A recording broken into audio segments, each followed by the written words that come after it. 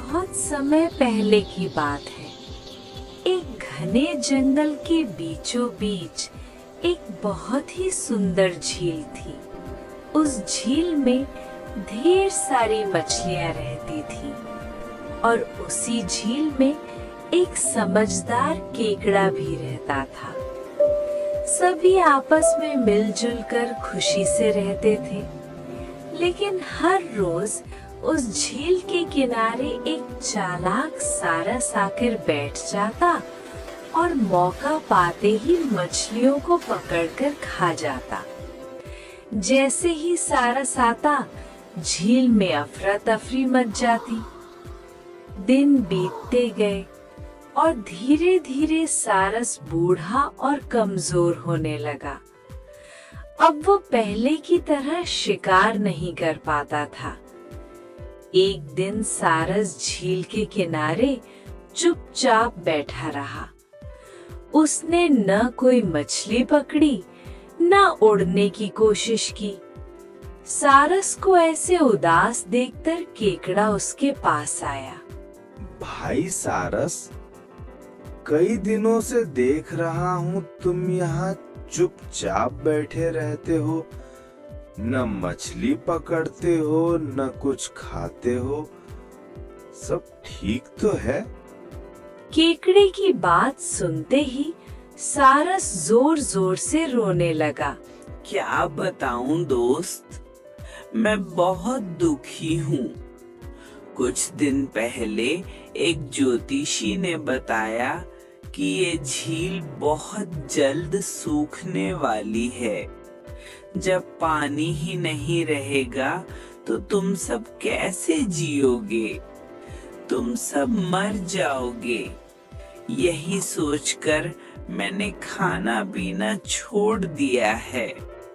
केकड़ा ये सुनकर घबरा गया। अरे, ये तो बहुत बड़ी मुसीबत है। मुझे ये बात सबको बतानी होगी। केकड़े ने झील की सारी मछलियों को ये बात बताई। सभी मछलियां डर गईं और सब मिलकर सारस के पास पहुंची। अगर तुम चाहो तो मैं तुम्हारी मदद कर सकता हूँ। यहाँ से थोड़ी दूर एक बहुत बड़ा तालाब है। मैं एक एक करके तुम सबको वहाँ पहुँचा दूंगा। मछलियां सारस की बातों में आ गईं और उसकी मदद स्वीकार कर ली। अगले कई दिनों तक सारस एक एक मछली को अपने चोंच में लेकर उड़ता रहा, लेकिन वो उन्हें तालाब नहीं बल्कि एक पत्थर पर ले जाकर खा जाता। कुछ दिनों बाद केकड़े की बारी आई। भाई सारस, ये तालाब अभी कितनी दूर है? सारस जोर से हंस पड़ा। तालाब? यहाँ कोई तालाब नहीं है। मैं तो तुम सबको खाने के लिए लाता रहा हूँ। चारों ओर देखो, तुम्हारे दोस्तों की हड्डियां पड़ी हैं। आज तुम्हारी बारी है। ये सुनते ही केकड़े को सब समझ में आ गया। उसे बहुत गुस्सा आया।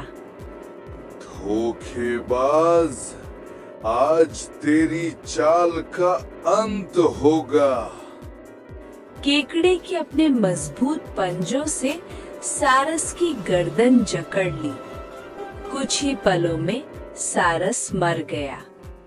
केकड़ा सुरक्षित झील में लौट आया और सारी मछलियों को सारस की सच्चाई बता दी। सभी मछलियां खुश हो गईं और अब वे बिना डर शांति से रहने लगी। किसी की मीठी बातों में नहीं आना चाहिए। हर बात पर सोच समझकर भरोसा करना चाहिए। बुद्धि और साहस से बड़े से बड़ा धोखा भी हराया जा सकता है।